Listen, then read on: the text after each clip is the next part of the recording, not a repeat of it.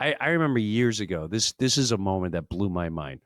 And this is, by the way, I'm all over the place, but I don't care. This is just going to be one of those podcasts. Probably 25, 26 years ago, I go to Australia. And when I was in Australia, you'd see I hope I'm saying this right, the Aborigines. And you'd also see that, like, you can go visit them, visit tribes and stuff like that. That's why I go to Africa and these other places. I love seeing humans still living without voting, without a school, without a latte, without books. And the mindset that we've all grown up in is such a, oh my God, like that's so primitive. That's a great word. Primitive, uneducated.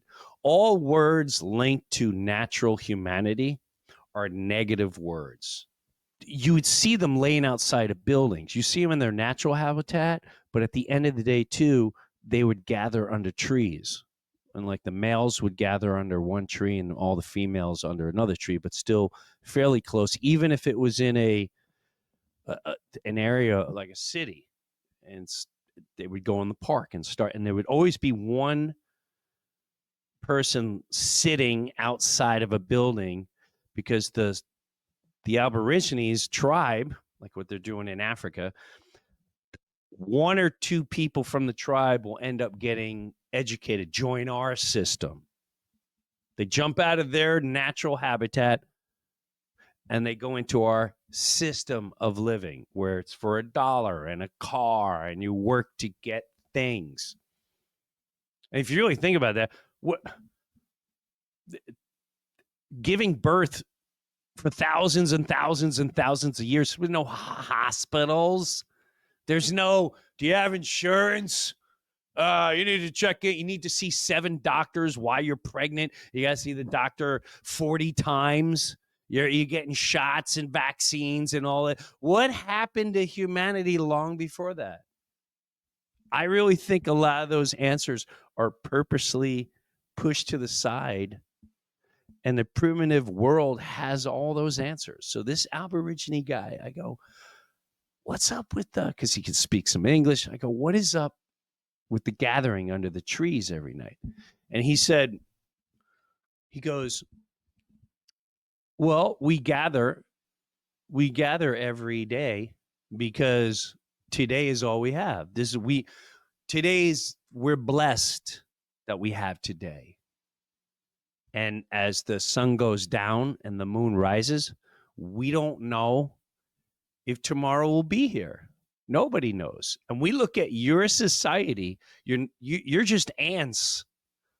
Ants in a car, ants walking in a straight line. All of us are living to make something that was created, money.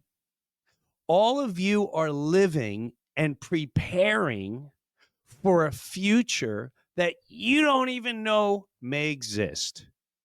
And it's just, as some people like, wow, that's kind of a crazy thought, like if you think like that. But at the end of the day, that really is what life is. We don't know what tomorrow brings. We don't know if we're here tomorrow. We have no clue. As much as you want to, that way of thinking. I mean, that guy, it's a very simple statement, but the guy blew my mind. It's so simple. You're ants and you're working your life and spending most of your energy planning your whole life for a future that may never exist.